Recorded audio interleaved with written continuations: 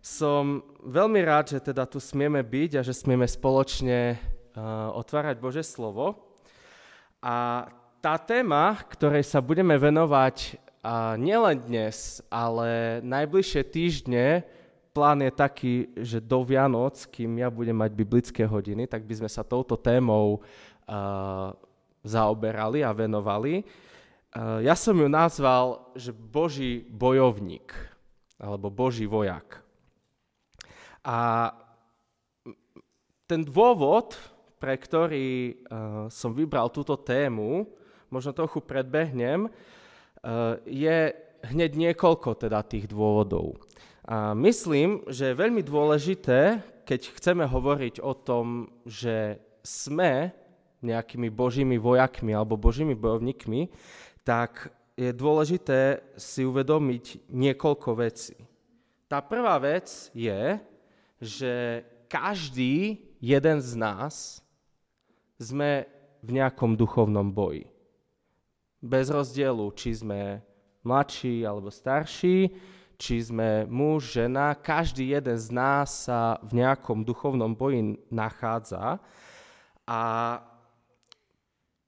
poviem to tak, že kým náš život nepatrí Pánu Bohu, tak tomu, komu patrí, je vládca tohto sveta, teda Satan. Tým pádom o nás Satan v podstate nemá žiadny záujem, lebo aj tak sme jeho. Ale v momente, keď do nášho života vstúpi Pán Ježiš a my túžime kráčať a žiť na jeho slávu, tak Satan začína mať enormný záujem o nás, aby sme sa vzdali tej cesty, na ktorú sme sa vybrali, aby sme ju opustili a žili podľa toho, ako nám to káže naše telo alebo naše také prirodzené spôsoby. Teda je tu vedený veľký boj o našu dušu. Ak tvoja duša patrí Pánovi Ježišovi, tak o tvoju dušu je vedený veľký boj. Druhá vec, prečo táto téma, a je to na viacerých úrovniach, že hovoríme o boji proti nepriateľovi, kebyže otvoríme text Efeským 6, tak tam je náš boj proti kniežatstvám, mocnostiam, vládcom temna a tak ďalej a tak ďalej. Teda je tu nejaký externý nepriateľ, ktorý teda má záujem o našu dušu, ale druhá úroveň našich bojov je boj so samým sebou. Teda nazvem to, že taký interný nepriateľ. To je zasa Galackým 5, že duch si žiada proti telu, telo proti duchu. A týmto textom sa budeme viac a viac venovať. A tretia rovina, alebo tretia veľmi dôležitá vec je, že keď už teda vieme, že sme v boji, vieme proti komu a čomu bojujeme, tak tretia rovina je nájsť, poviem to tak, že taktiku boja. Hej, lebo keď si len povieme, že toto a toto je vec, toto je skutočnosť, ale nepovieme si aj to B, teda to východisko z toho, tak si myslím, že sme si nesplnili domácu úlohu, alebo teda ja som si nesplnil domácu úlohu, ak by som to postavil len do tej roviny, že takýto sme, v tomto sme a koniec. Hej. Takže, ale ešte len taká teda poznámka na okraj je, že teda keď hovoríme o taktike boja, musíme si uvedomiť jednu dôležitú vec, že boj, ktorý sa vedie o našu dušu zo strany diabla, je neférový. On chce a využije každú jednu vec, ktorú len dokáže, bez ohľadu na to, ako férové, spravodlivé, neférové, nespravodlivé sa to nám môže zdať. On použije všetko. Možno práve keď sme v čase, ako je teraz, hej, keď sme videli, čo v sobotu ráno sa stalo v Izraeli, si povieme, že či ten férový, či ten boj je férový, neférový, ale vieme si to ľahšie predstaviť, keď povieme, že Satan používa do toho boja o našu dušu všetky neférové zbrane, že to je niečo možno v úvodzovkách podobné ako to, čo sme videli v Izraeli. Takže toto je také hrubé načrtnutie tej témy, ktorej by som sa chcel venovať. A dnes by sme mali len, poviem to tak, že len taký úvod do tej témy. Asi to nebude príliš krátke, ale taký úvod. A niekde som čítal takú myšlienku, že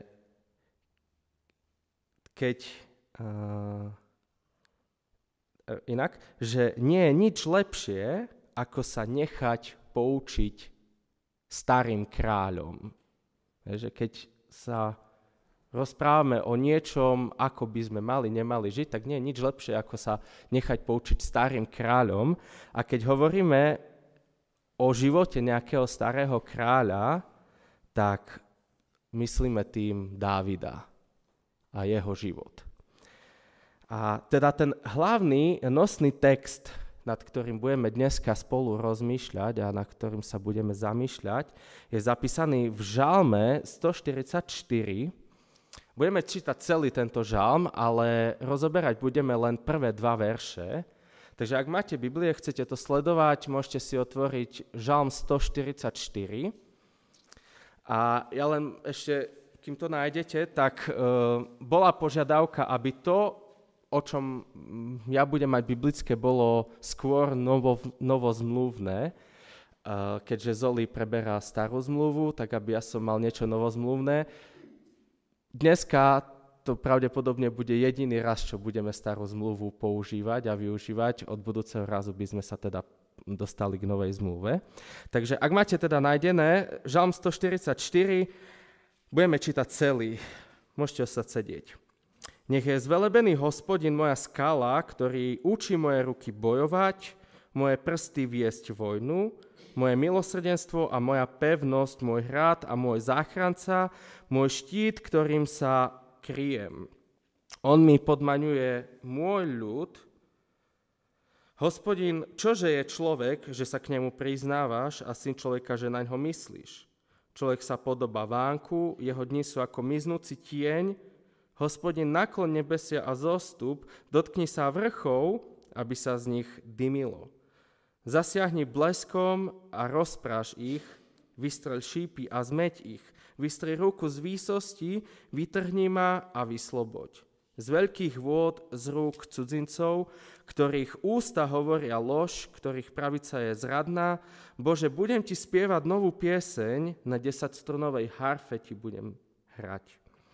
Ty, ktorý pomáhaš kráľom, čo zachraňuješ svojho služobníka Dávida pred zhubným mečom, zachráň ma a vytrhni ma z rúk cudzincov, ktorých ústa hovoria lož, ktorých pravica je zradná, kiež sú šťastní naši synovia vo svojej mladosti, ako urastené štepy, naše céry ako stĺpy, tesané podľa chrámového vzoru. Naše sípky nech sú plné, nech dávajú hojnosť všetkého, našich oviec nech sú na 1000, na 10 000, na našich pasienkoch, náš dobytok nech je plodný. Nech nás nepostihne nešťastie, ani neodvlečie, ani žalostný nárek na uliciach.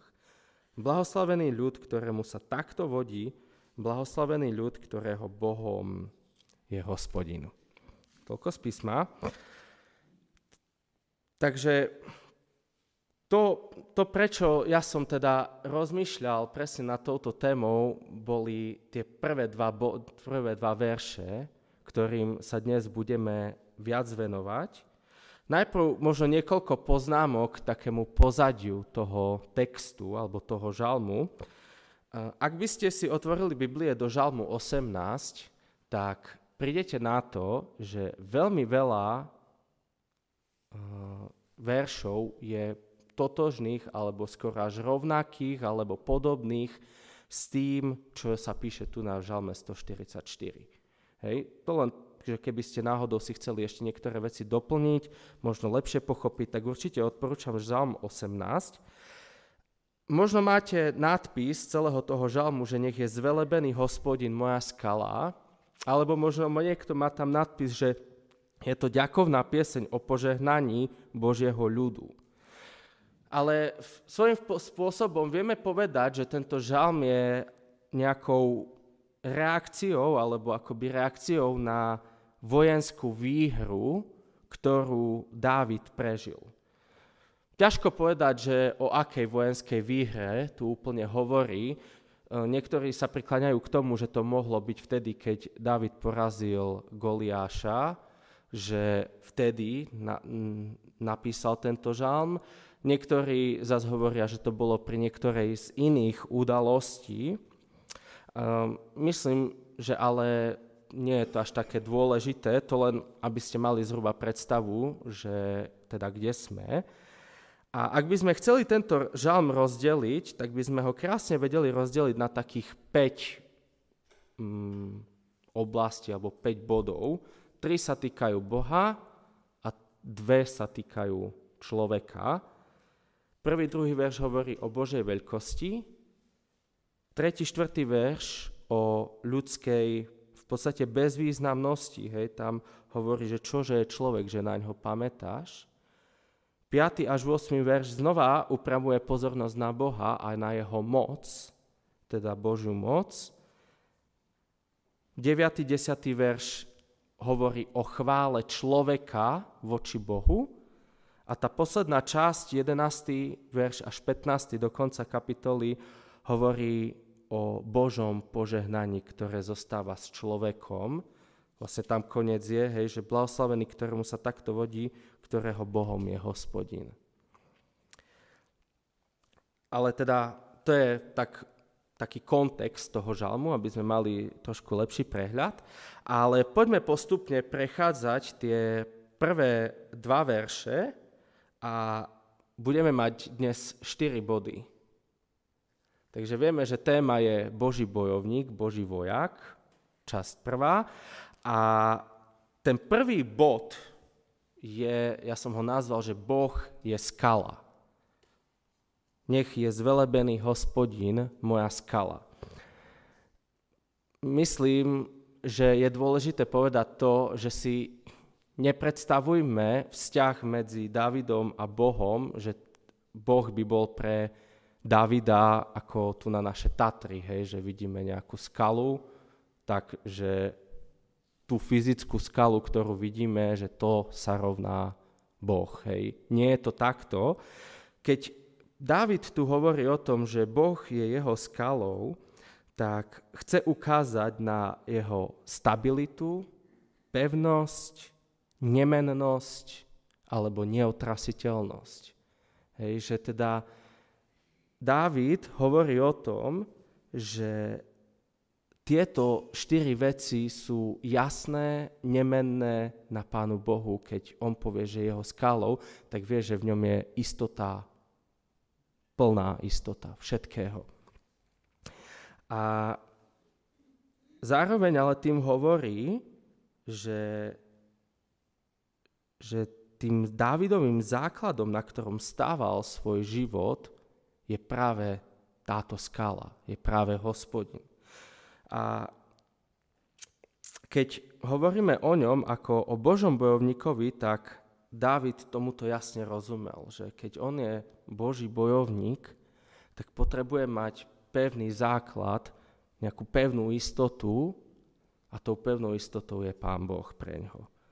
A v podstate, čo to úplne znamená, je, že aj tým, že to je proste na začiatku toho žalmu, tak Dávid upriamuje to myslenie, že ak by som nemal teba, Bože, ako svoju skalu, tak viem, že žiadne z tých víťazstiev alebo žiadne víťazstvo, ktoré som teraz dosiahol, nemám.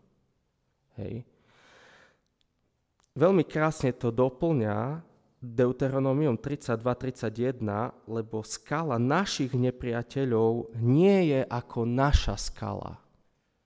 Skala to dosvedčia aj naši nepriatelia. Hej. Mojžiš tam hovorí o tom, že je veľký rozdiel medzi tou istotou, v ktorú sa nadejajú Izraelci a nepriatelia Izraelcov. Že tá skala, na ktorej stoja, je úplne iná. A je presne stabilná, pevná, nemenná a tak ďalej. Našiel som takú zaujímavú poznámku, že k tomuto žalmu, že rabíni skúmajú v prvom rade súvis s udalosťami v Dávidovom živote, teda, že Boh naplňa Dávida odvahou a sebadôverou, ktoré mu umožnili sa pevne postaviť svojim nepriateľom. Čo tým chce povedať je, že Boh sa stal Dávidovou pevnou skalou, na ktorej mohol stáť, ale zároveň tým, že Dávidov život bol na tejto skale postavený, tak bol samotný Dávid ako tá skala. Tak pevný bol, že ako keby sa to vzťahuje, že Boh je jeho skalou, že ja som tou skalou. Hej, toto niekde vykladajú takto, to, že moja skala je Hospodin, takto rabíni, ale myslím, že to má svoje opodstatnenie, lebo Dávid vedel, že tieto veci sa naozaj na ňo vzťahujú. Však to čítame v tom žalme. A teraz taká otázka na nás, aké útoky vojnové si pamätáte alebo si spomeniete, že Dávid prežil. Skúste možno porozmýšľať niekde v pamäti, že aké útoky Dávid prežil vojnové. Áno, to je základ. Goliáš. Saul, áno. Prenasledovanie zo strany Saula. Áno, Filištínci. Tam dokonca máme takú zmienku, to je 1. Samuelova 18, že zabil 200 Filištíncov. Áno, keď sa zbúril Absalón. Ešte? Vám napadne niečo? Šema, áno. Možno si spomeniete na to, že keď zachránil mesto Keila, alebo keď porazil Amalekov, alebo Dávid aj dobil Jeruzalém, ktorý bol okupovaný, tak vlastne ho dostal naspäť. A ešte ďalších x vecí, alebo ešte v čase, keď ani nebol kráľom a len pásol ovce, tak vieme, že teda tie nejaké zvieratá, ktoré sa snažili tie ovečky zahubiť, tak ich porazil. Takže na druhú stranu ale spomenieme si na nejaké možno neúspechy jeho bitiek, nejaké prehry. Napadne vám nejaká prehra Davida? Áno, presne. Áno, to nie je úplne vojna, ale v podstate áno. Že vidíme tam, to sú presne také dva krásne príklady toho, že vidíme, že ako keby ten vojnový neúspech bol následkom hriechu Dávida. Ale stále, keď tu nám napadli dve veci a keď sme hovorili o tých víťazstvách, tak nám napadlo ďaleko viac, že vidíme ten nepomer tých víťazstiev a prehier. A náš žalm nám ukazuje aj to východisko, že na základe čoho to tak bolo, že prečo to tak bolo. Ktorý učí moje ruky bojovať a moje prsty viesť vojnu. Hej, to je koniec toho prvého verša. A ešte krajšie sa mi páči preklad, ktorý hovorí, že priúča moje ruky bojovať. Jasne to hovorí o tom, že nie Dávid je ten, ktorý by bol tak schopný, ale že je tu Boh, ktorý je učiteľom vojnového umenia.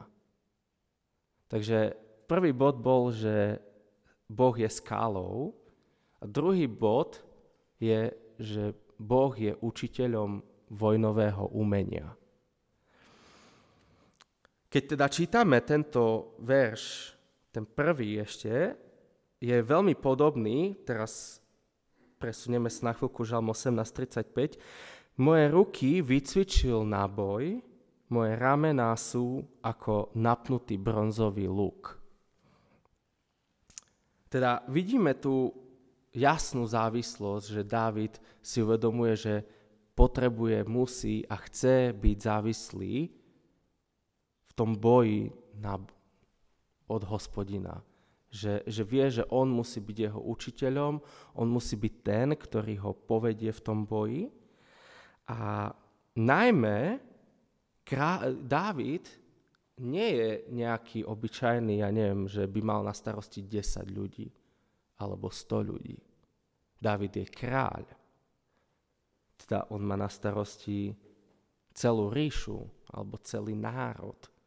On má byť ten, ktorý ochráni ten národ a veľmi vážne si uvedomuje to, že to neurobí sám, že to nedokáže sám z nejakých vlastných síl, ale práve naopak, že potrebuje tohto učiteľa vojnového umenia, Pána Boha, aby ho učil. A dokonca, to je veľmi krásne, v 1. Samuelovej 25-28, tam sa píše, že odpust trúfalo svojej služobnice, Hospodin určite postaví trvalý dom môjmu pánovi, lebo vedie Hospodinové boje a za celý čas tvojho účinkovania sa nenašlo na tebe nič zlého.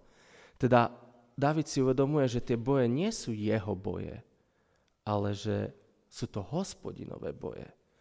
Že on je ako presne len keby nejakým generálom, ktorý vykonáva to, na čo ho Pán Boh posiela.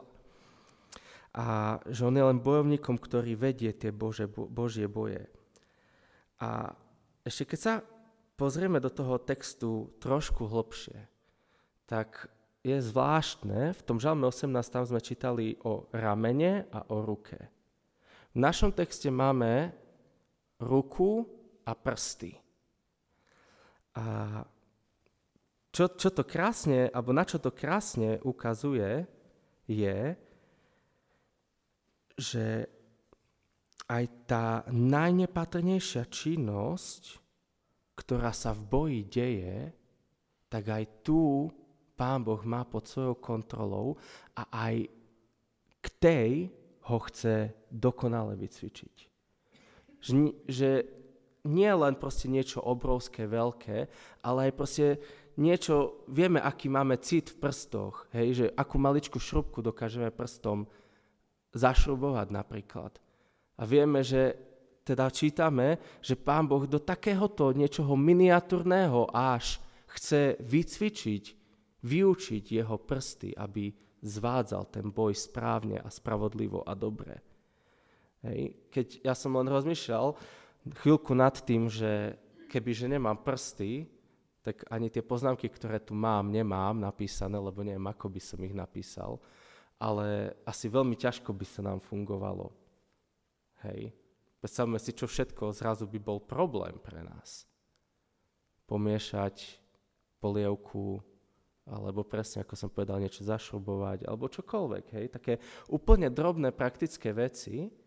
A aj o toto, hej, keď si to prenesieme do toho výcviku bojového, tak aj o takéto nepatrné, drobné veci, na ktorých ale stojí možno ten život, tak v takýchto Pán Boh chce nás vycvičiť. On, ako dokonalý učiteľ vojenského umenia, pamätá na každý jeden detail, každú jednu drobnosť, každú jednu maličkosť. A chce Dávida, ale keď to prenesiem na nás, tak nás vycvičiť, aby sme aj my dbali na každý jeden detail našich bojov a v našich bojoch. A aby tam nevznikla možno nejaká skulinka, nejaké hluché miesto, kde ani nebudeme vedieť ako a zrazu cez to vpadne nepriateľ a zničí všetko, čo sa dá.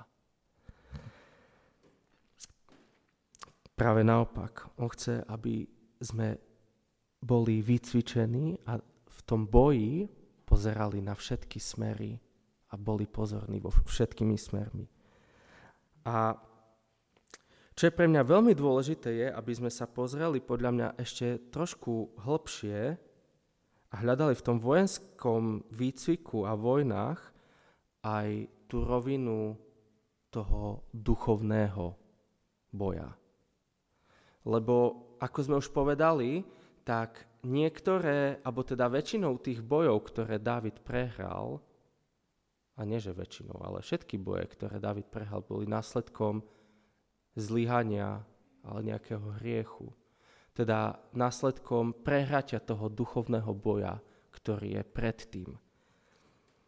A ja si dovolím tvrdiť, že aj tento text nehovorí len o tých fyzických vojnách, o nejakých armádach, ale chce nás naučiť aj, aby sme presne v tom duchovnom boji vedeli víťaziť. Takže ten tretí bod, že som nazval, že Boh je učiteľ aj duchovného vojenského umenia. Nie len fyzického, ale aj duchovného.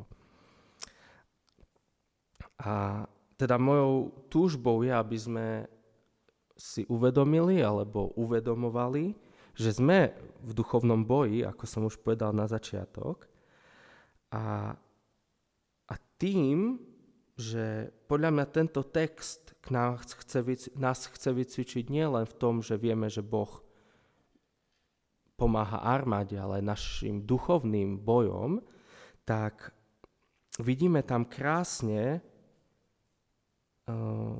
ako keby tú taktiku bojovú, že ako môžeme víťaziť, ako môžeme byť na tej strane víťaza a držať sa tej strany víťaza.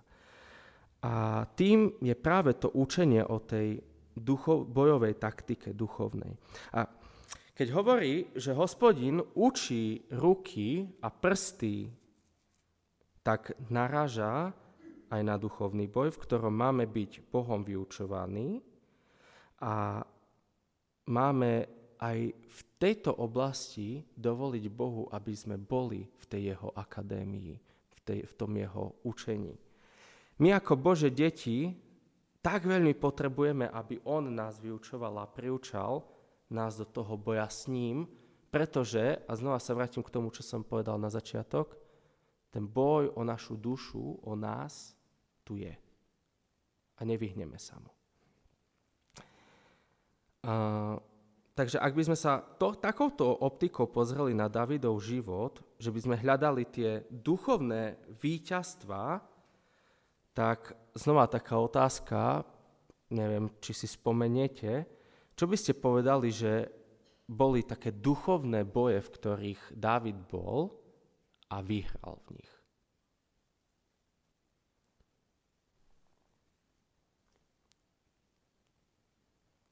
Ľahšie nám napadnú možno tie neúspechy presne s Batšebou, s čítaním ľudu a tak ďalej. A skúsme rozmýšľať, že čo boli tie duchovné úspechy a možno skúsme rozmýšľať aj v kontexte tej doby a tej spirituality, ktorú izraelský národ mal. Aké tam vidíme duchovné úspechy?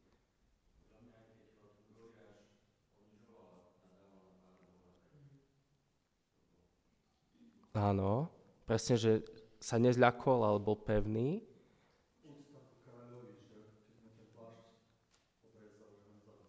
Áno, presne.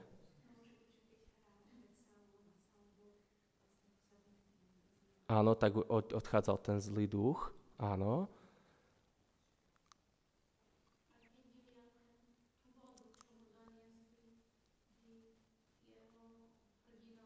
Mhm.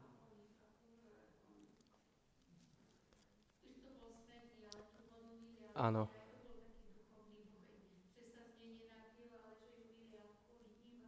Presne.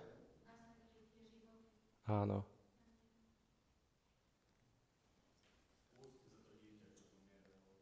Áno, postil sa za to dieťa.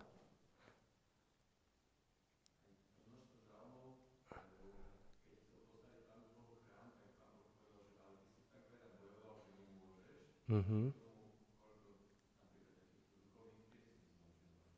Áno.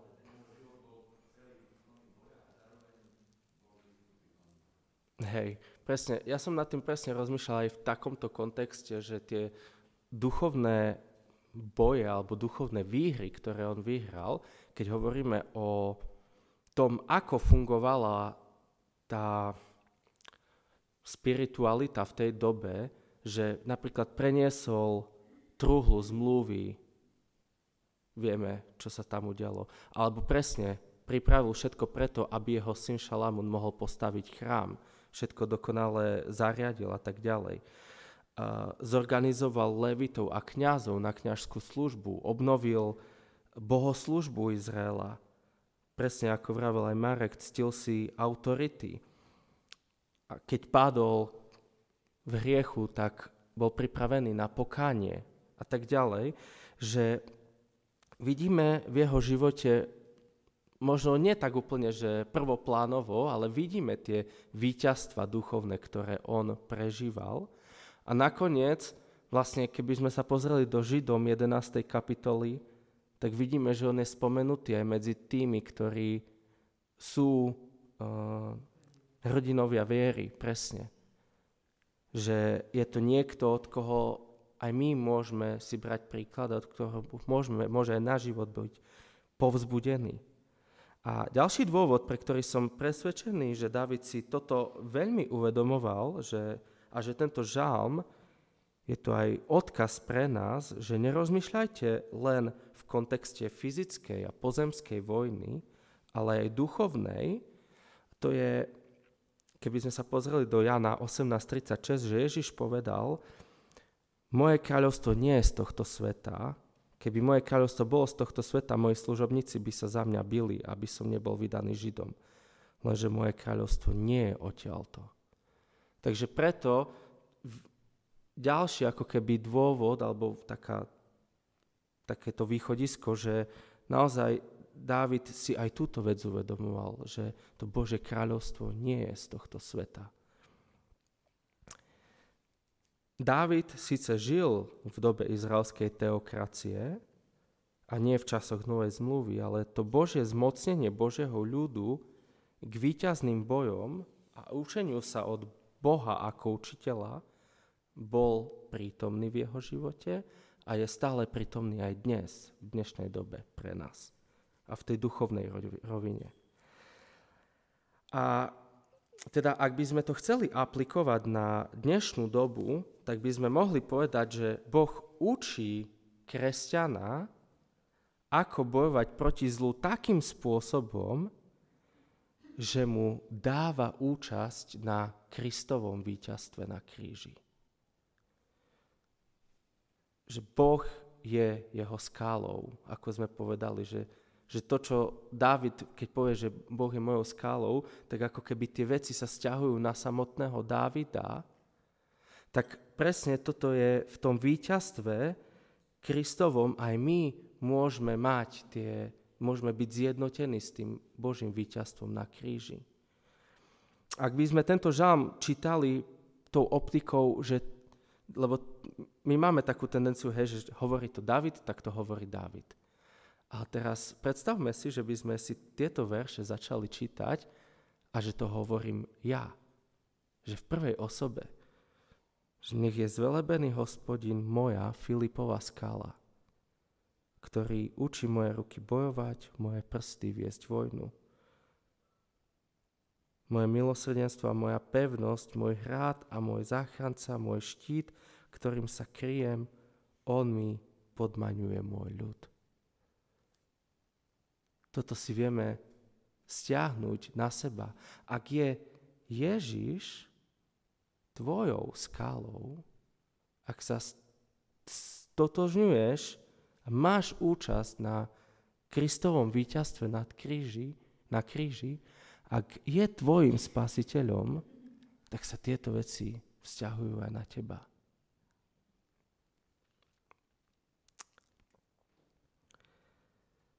Je dôležité povedať, a to sme už načrtli, že aj na Davidovom živote vidíme, že aj keď vyznáva tieto veci, tak sú v jeho živote pády a zlyhania. Nie vždy vedel tie duchovné boje a telesnosť poraziť a asi buďme úprimní, že ani nám sa to nie vždy darí. Niekedy je to jednoduchšie, niekedy je to zložitejšie, niekedy pokušeniam vieme odolať, niekedy nevieme. Teda ani my nie sme výnimkou, ale nič to nemení na tom, že o takéto víťazstvá máme bojovať, máme sa nechať Bohom vyučovať v tom boji a poviem to tak, že máme ich mať vo svojom živote. Teda akú taktiku nám do duchovného boja odporúča Dávid na základe toho žalmu? To je ten 4. bod. Taktika. Božia taktika pre Dávida a verím, že aj pre nás. Keď sa pozrieme na ten žalm, tak to je zasa otázka pre nás, že aké vidíte taktiky boja? V čom by ste povedali, že Pán Boh Dávida vyučuje a aký má mať Dávid vzťah k Bohu? Čo má u neho hľadať? To sú také tie pomôcky, keď hovoríme o tej taktike. Čo vám napadne?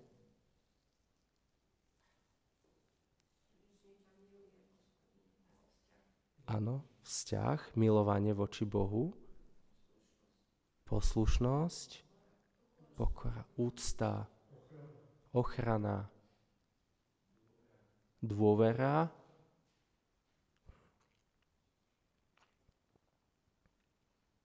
Ešte vám niečo napadne z toho textu?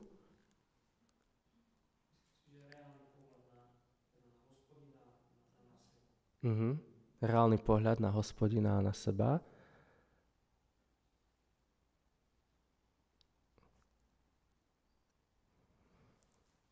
Ja som sa držal skoro pri všetkých týchto veciach iba v tom 2. verši, lebo tam, keď si to prejdeme, alebo keď si to prechádzame, tak máme hneď 6 vecí, ktoré sú ako keby dobrou taktikou do boja, do duchovného boja k víťazstvu.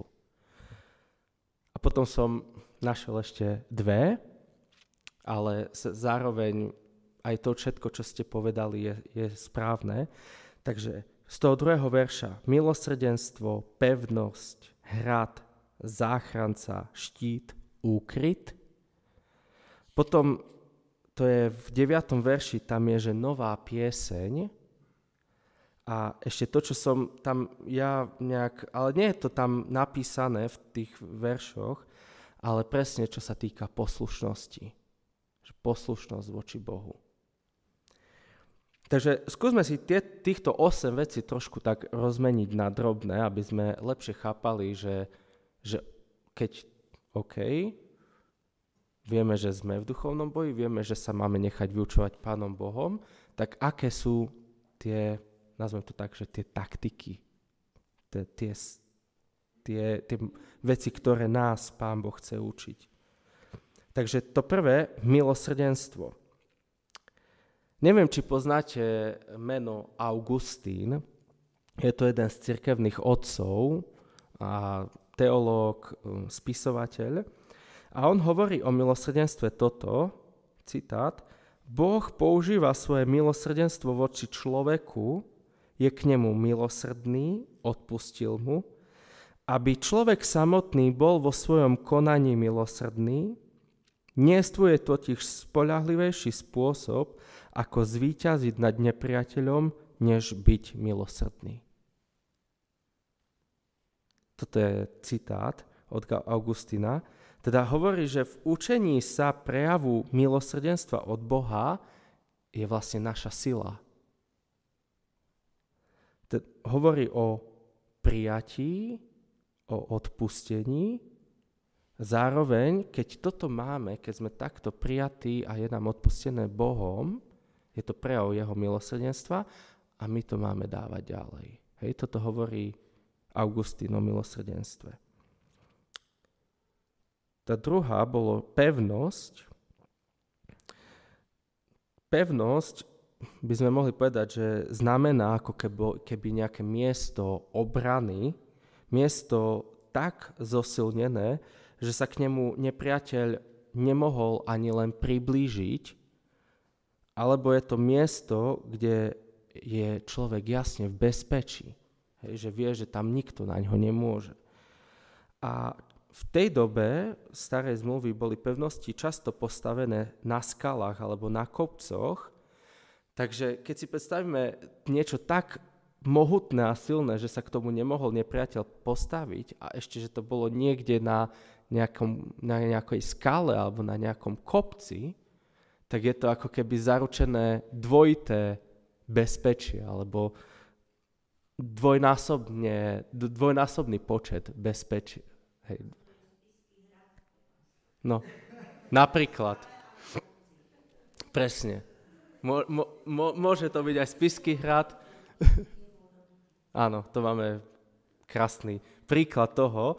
A neviem, či hrad, lebo k tomu sa ešte dostaneme, ale teda pevnosť sama o sebe a ešte aj vlastne na kopci je teda dvojnásobne chránená. Teraz tu máme teda ďalší a tým je hrad. A keď si predstavíme funkciu hradu v tej dobe, tak okrem presne nejakého útočiska v čase vojny alebo nebezpečenstva, bol hrad aj zároveň takým miestom nejakého, poviem to tak, že blahobytu, lebo však tam sídlil kráľ väčšinou na hrade. Že tam muselo byť dostatok jedla, muselo byť dostatok vody. Nevrajím, že všetci dostali to jedlo, ale aj keby sa možno tie hradby zavreli a bolo by mesto obliehané, alebo ten hrad obliehaný, tak bolo by tam určitú dobu dostatok všetkého, čo tí ľudia potrebujú. Takže hovoríme o nejakom mieste, kde je nejaký blahobyt alebo niečo veľa dobrého. Kuchyňa. Áno. Špajza. Záchranca, to je ďalší bod. V tom duchovnom kontexte je to ten, ktorý ma zachraňuje od smrti a od mojich hriechov a zároveň mi dáva odpustenie. Takže záchranca teda hovorí o záchrane od smrti a o odpustení. Ďalšie bolo štít. A keď som rozmýšľal nad tým, že už sme si povedali, čo je zhruba pevnosť, čo je hrad, ale štít je niečo, čo proste má človek na tele vyslovene, že to musí držať. Že keď by aj prišlo k nejakému otvorenému konfliktu niekde, kde nie som chránený, tak je tu štít, ktorý mi zabezpečuje ochranu štítu od nejakého vystreleného šípu alebo od meča, od kopie. A že teda je to niečo veľmi osobné, niečo blízke, čo sa vyslovene dotýka môjho tela. Takže to je piata taktika. 6. je úkryt a v podstate je to synonymum k tomu predchádzajúcemu, ale veľmi sa mi páči ten podtón toho, že sa tomu úkrytu môžem plne odovzdať, plne zveriť. Že naozaj môžem prežívať absolútne bezpečie a absolútnu spokojnosť. Že ma nik nezničí a ani ten úkryt nikto nezničí. A teraz, takže to je ten druhý verš a teraz ešte tie dve ďalšie veci. Nová pieseň, neoddeliteľnou súčasťou Dávidovho života, nakoniec vidíme to v žalmoch, je chvála. Koľkokrát začínajú žalmy nejakou pesimistický, alebo proste, že Dávid tam je úplne zdrtený zo všetkého a prídeme o 5-7 veršov ďalej a z toho pesimizmu je zrazu optimizmus. Je nádej, je dôvera, viera a tak ďalej. A ono to niekde vidíme aj v tomto žalme, že naozaj Dávid tou novou piesňou, ktorú spieval, tými žalmami, tou chválou, tou modlitbou, ktorou sa vinul k Pánu Bohu, tak ako keby premieňal svoje vnútro, alebo teda Pán Boh premieňal jeho vnútro. A teda toto je ďalšia tá taktika. Ak si nevieme možno v boji poradiť, spievajme novú pieseň Pánovi. Dôvera. A posledná, poslušnosť, a to je vlastne dôvera voči Bohu, že On má nad všetkým svoju vládu a nemusím sa strachovať. Môžem smelo povedať, nech sa deje Božia vôľa. Takže keď hovoríme o taktike k duchovnému boju, a našli by sme možno ešte ďalšie, vy by ste mi vymenovali ešte ďalšie, čo tam sú, ja som ich nespomenul, tak týchto 8 vecí je niečo, čo nám Pán Boh dáva a potrebujeme to mať vo svojom živote. A v celom tomto vidíme, že Božia moc je jedinečná a najvyššia a dokonca vidíme to v žalmoch, ale aj v iných častiach písma, že pred Božou mocou každá ľudská, ale aj satanová sila padá. Nemá silu. Ježiša nemohol udržať hrob, ani smrť ho nemohla udržať. A tým pádom v tom našom zjednotení s Kristom dostávame tú silu, tú víťaznú silu pre ten boj, v ktorom sme. A tie boje, ako som už naznačil, alebo ako som už hovoril, môžu byť rôzne pre každého z nás. Od možno hnevu, neovládateľného, nekontrolovaného, v ktorom nevieme, čo s ním, nevieme ako udržať hnev, o boji, cez boj s našimi ústami, čo sme počuli vlastne minulý týždeň, keď brat Zoli hovoril. Boj možno s našou nespokojnosťou alebo lenivosťou, túžbe mať viac a dosiahnuť viac, cez boje s rôznymi závislosťami, alebo možno túžba ovládať iných ľudí. A mohli by sme pokračovať, kade tie boje naše sú. V práci, v škole, podvody, alebo polopravdy, možno jemné klamstvá. Takže toto sú všetko boje, v ktorých sme, v ktorých nás Pán Boh chce učiť. A ja by som už len v pár vetách zhrnul a pôjdeme k modlitbám, že teda tak aké máme ponaučenie alebo poučenie od starého kráľa. Prvý bod, alebo prvá dôležitá vec, moja skala. Istota odovzdaného života Bohu je základom, bez ktorého sa nepohnem a bez ktorého nemôžem fungovať. Ak nie je môjim pánom môjho života, Pán Boh, ak môj život celý nestojí na ňom, ako na tej pevnej skale, tak strácam potenciál víťazstva. Urobiť Boha svojim učiteľom do duchovného vojnového, urobiť Boha svojim učiteľom duchovného vojnového umenia. Boh myslí na detaily, lebo učí nielen našu ruku, ale naše prsty k boju. A tretia, hľadať taktiky boja, akými nás Boh chce vyučovať. aby sme mohli obstáť a aby sme mohli vyhrávať tie naše boje s ním a v ňom. Takže toto je úvod do našej témy. Na budúce teda budeme pokračovať o 2 týždne a už sa pozrieme na novozmluvné texty a možno na konkrétne ďalšie veci, ktoré s tým súvisia. Takže tak. Amen.